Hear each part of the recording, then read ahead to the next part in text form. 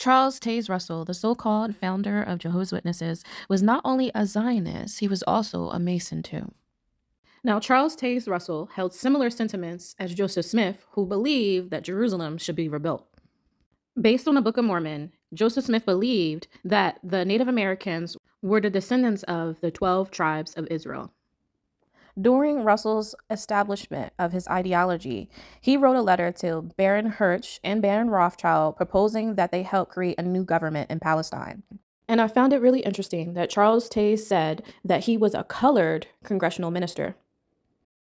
And he was quoted to say that he wanted to return back to his own nation, the Cherokee Indians. And that's one of those things that make you go, But this book right here tells you the connection between the Zionists, the Masons, the Jehovah's Witnesses, and the Mormons. When two items look similar or have a synchronicity, it can be an indication of a common background. So let's observe the parallels between Russell and the Masons. Now, from 1831 to 1838, there was a campaign ran by the church against the Masons. But by 1889, that had changed because the Masons had gained ground within the church. Because according to the Alabama Grand Lodge, out of 7,950 Masons in their state, 483 were Christian ministers. As a result, Russell referred to the Catholic Church as Jezebels and echoed the same sentiments as Albert Pike of the Masons. Like Albert, Russell was a strong anti-Catholic and believed that they were agents of the Antichrist, sentiments that Jehovah's Witnesses still believe today. You see, the Masonic Templar are led by men who are interested in occult practices and men who hope to acquire personal material wealth. But where did the Masonic Templar come from? So the story of the Knights Templar takes us back to 1119. These group of Crusader knights found accommodation in the King of Jerusalem's palace. This is where they took a vow of poverty. And over time, these Crusaders became wealthy, possessing much property in Europe. For years, the Knights Templar built and manned castles throughout the Holy Land. Some still stand today. And in the 13th century, the French government called for the dissolution of the Knights Templar. You see, the government and the Catholic Church was envious of the money that the Templars had. As a result, Pope Clement V disbanded the order and had the Grand Master Jacques de Molay burned at the stake. It wasn't until the 18th century where the reformation of the Knights Templar began.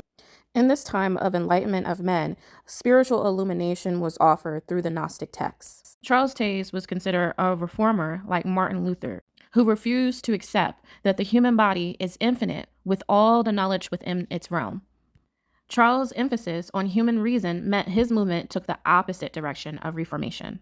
And this spiritual illumination was usually associated with people or men that opposed the Catholic Church, like the Freemasons, the Mormons, and then the Jehovah's Witnesses.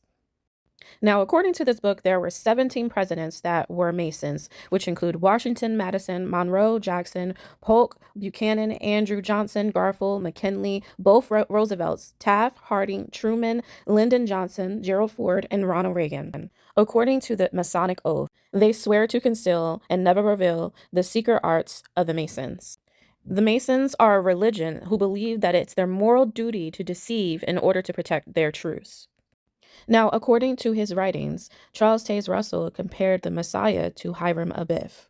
Now, Hiram Abiff is like the Moses or the Buddha to the Masons. Hiram Abiff is not a casual conversation, so he must have done in-depth studies with the Masons. Now, Hiram Abiff was linked to the Egyptian god Osiris, and he was also linked to the Canaanite Phoenician sun god Baal. And his story was a philosophic exposition of the redemption of the human soul. So while the Christian Messiah is called Jesus, the Masons' Messiah is called Hiram. And before his Bible students created their own building, they met in Masonic halls. And here's a list of some of the parallel beliefs that the Masons and the Russellites had at that time. Now, the history of the word Jehovah in esoteric knowledge is a little bit obscured. The Freemasons at the third degree refer to the word Jehovah as a master word. And it's a word that Russell used in his sermons frequently. Now, according to one of Pastor Russell's sermons, he said that the word Jehovah could be used as a talisman, giving them power over all the secrets of the universe. And we know Hova in the Strong Concordance means ruin and disaster. Now, the Russellites were aware that the correct pronunciation for the Tetragrammaton was Yahweh, but they still went by their own logic and called the Most High Jehovah. And in fact, the translation, I am that I am, is considered wretched to the Masonic order. Now, Russell believed in a paradise, a lost of a golden age, and in fact, the Jehovah's Witness Watchtower in Awake used to be called Zion's Watchtower and Golden Age. And Russell believed that gold symbolized nature, so therefore the golden rule was a divine rule. And today, Jehovah's Witnesses believe that they will see their dead loved ones in paradise. And the Masons share ideology with the Egyptians and believed in a golden age was coming, a paradise. The term golden age does not come from the Bible, but in fact is associated with the ancient Egyptians when they believed that men and gods would be in paradise together. And just like Jehovah's Witnesses, Masons believe that Christ was not God, but just a man. Now, Masons use the term light, and Jehovah's Witnesses use the term new light. Both represent truths that are gradually being discovered. You see, Jehovah's Witnesses believe in a progressive light that gets brighter with new truths every day. Although new light often contradicts old light. Just like the recent discovery or new light where men can now wear beards, something that naturally grows on their face.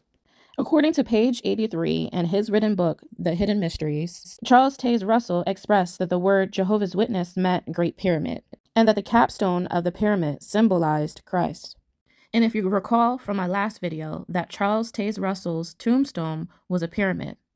Now we see pyramids at Masonic places all around the world, and the pyramid was seen as a symbol of eternity. Russell also believed that the Bible was written in code. In fact, David Horowitz, an early American Zionist, praised Russell for realizing that the Jewish writer spoke in intentional code. And just like Russell and the Zionists, the Masons also believe that the greatest minds of the Jewish and Christian world realized that the Bible is a book of allegory, because the Masons base their truth on the Kabbalah and not the Bible.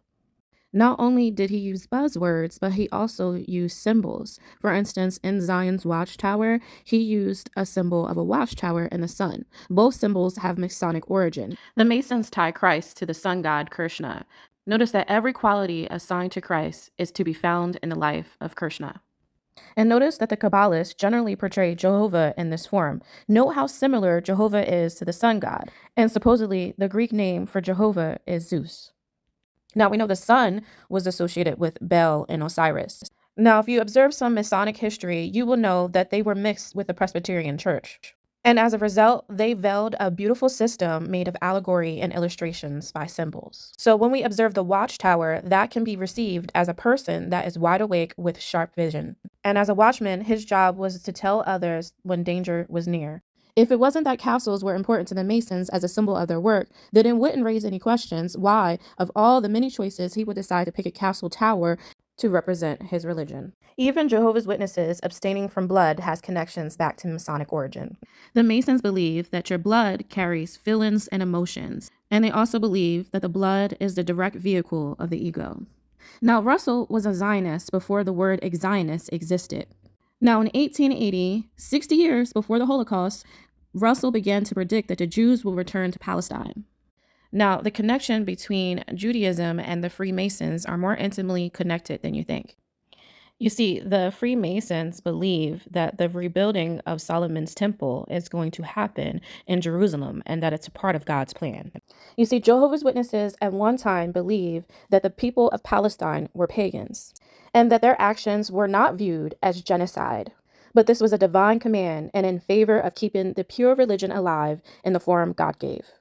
You see, the pure and the false, meaning the Palestinians, could not exist side by side without hurt to God's chosen people and put them in danger. And that Israel's migration to Palestine was an opportunity for eternal life in the New World. Even when Russell had passed away, Hitler still put Jehovah's Witnesses in concentration camps because of their connections to Zionism. And with all these synchronicities, can one assume that the Jehovah's Witnesses, the Mormons, the Zionists, and the Masons are all one entity working towards the same goal?